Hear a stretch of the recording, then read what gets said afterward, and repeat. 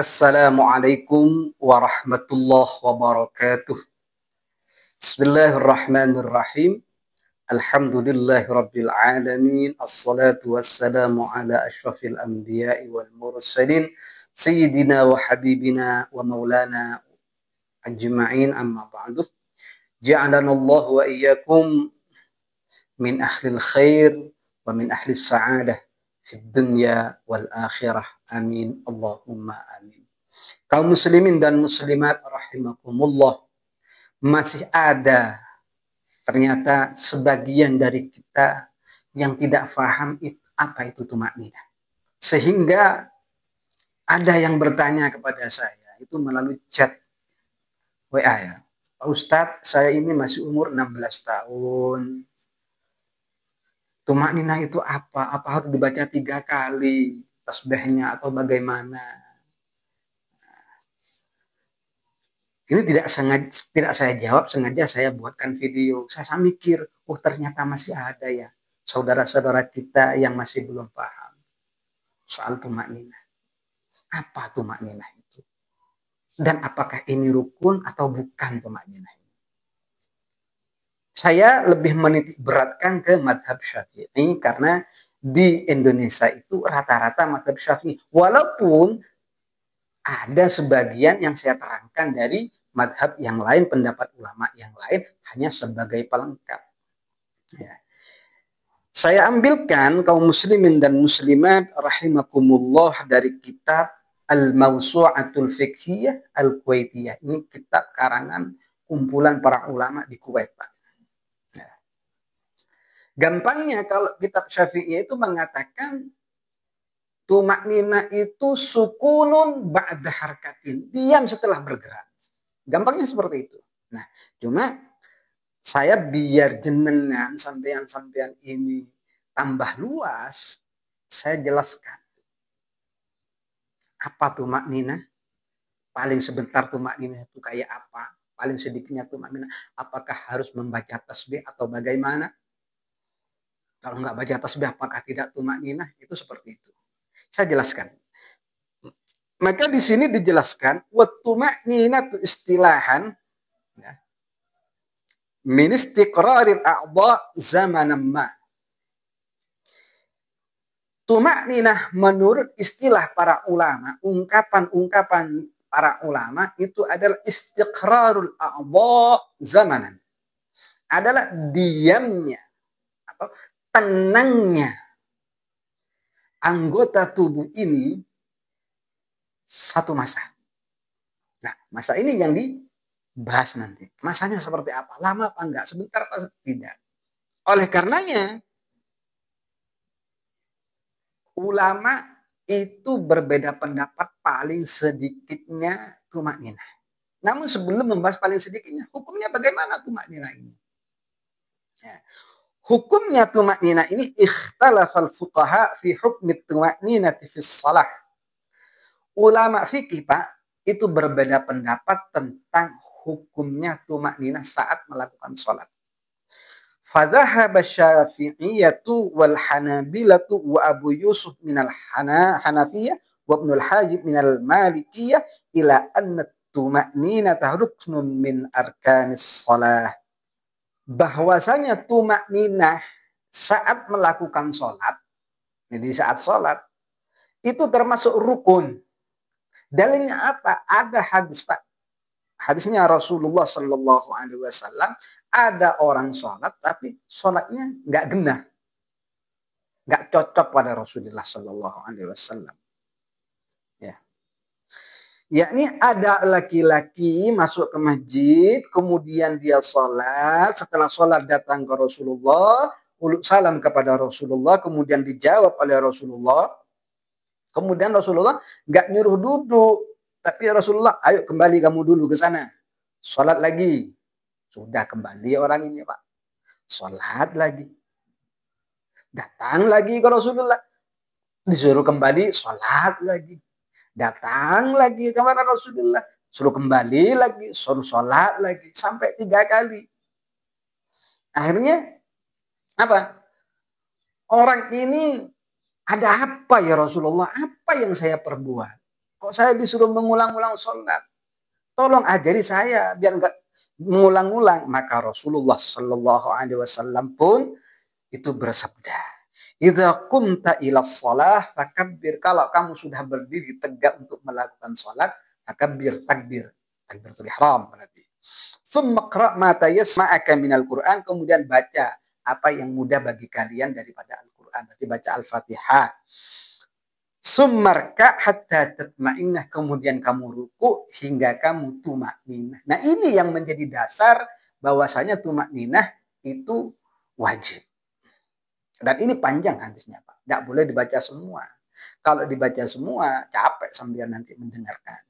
Ya.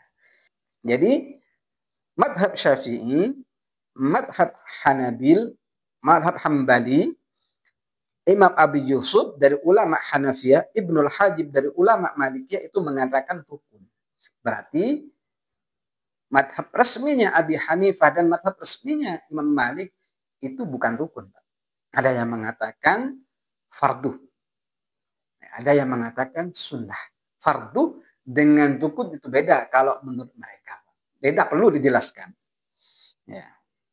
Jadi, di mana tempatnya yang harus tumakninah? Yang harus tumakninah pertama di ruku, Pak. Satu ruku. Kemudian di iktidal, bangun dari ruku, ya, berdiri itu setelah ruku itu namanya iktidal. Itu tumakninah. Kemudian sujud harus tumakninah.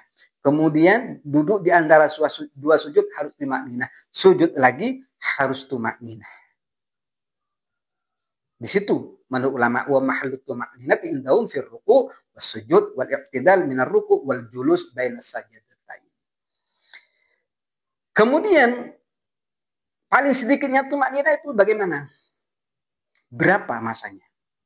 Maka di sini dijelaskan zahaba jumhurul fuqaha al-malikiyah wasyafi'iyah wal hanabil ala anna aqallat tumakninah huwa sukunul a'dha. Bahwasanya ulama jumhur, ini jumhur ulama, paling banyaknya ulama, banyak-banyaknya ulama terbanyak lah seperti itu ya.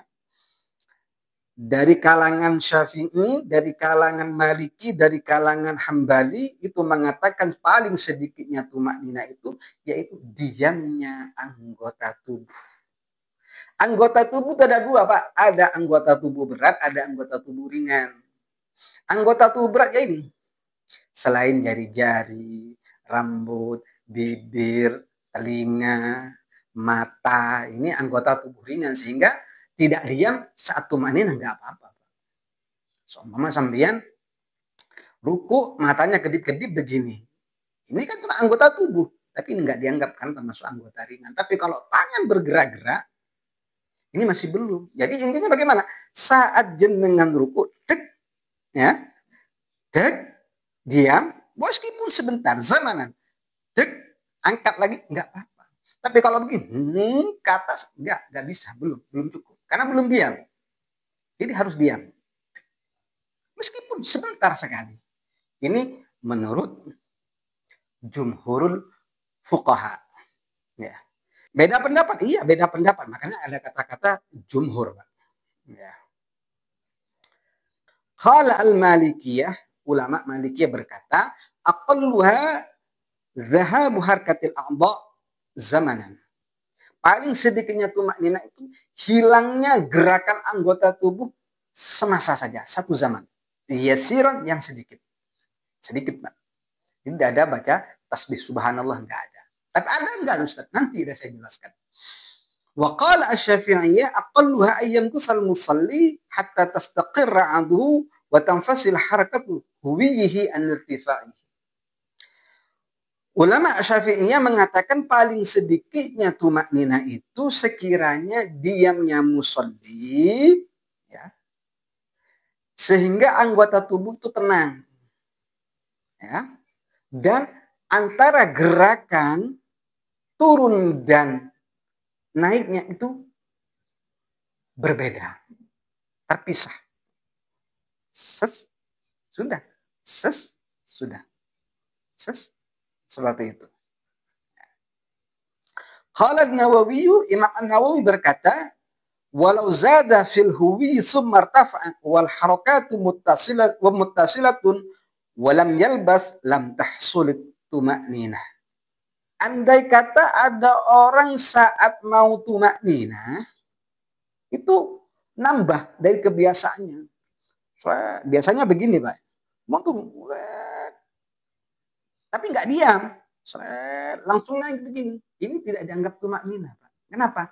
Nggak ada pemisah antara gerakan dan diam. Jadi sas, meskipun cepat nggak apa-apa, Pak. Kayak sholat di apa? Di YouTube itu, sholat tarawih cepat itu tuma'ninah itu. Tapi cepat. Kan nggak baca apa-apa, Ustaz. Baca tasbih itu sunnah, Pak. Nanti saya praktekkan sholat wajib-wajibnya sholat itu seperti apa, insya Allah. Nah. Wa qala al-Hanabilah aqalluha husulus sukun wa inqallah. Menurut ulama Hanabilah paling sedikitnya yang penting diam meskipun sebentar sekali. Ya, wa inqallah. Nah. Kemudian wa dhahaba al-Hanafiyah ila an aqallat tuma'ninah huwa taskinul jawari qadra tasbihatin. Menurut ulama Hanafiyah bahwasanya paling sedikitnya tuma'ninah itu diamnya anggota tubuh ini qadra tasbihatin sekiranya bisa membaca satu tasbih. Subhanallah. Subhanallah. Sasnya ya. Subhanallah. Jangan lagi. Enggak apa-apa sudah. Itu cukup. Kaum muslimin dan muslimat Bapak Ibu sekalian, semoga video ini bermanfaat untuk kita semua. Ternyata masih ada saudara-saudara kita yang masih belum paham apa itu tuma'ninah. Jadi kesimpulannya tuma'ninah itu diam setelah bergerak. Sukunun ba'da harakatin. Sekiranya ada pemisah antara bergerak dan diam. Kalau hanya lebih dari posisi yang seharusnya kemudian naik lagi, Pak, itu tidak dianggap tuma'ninah. Jadi harus ada diamnya, walau yasiran, sekalipun itu sedikit. Ya. Demikian kurang lebihnya. Wal afwa minkum. Assalamualaikum warahmatullahi wabarakatuh.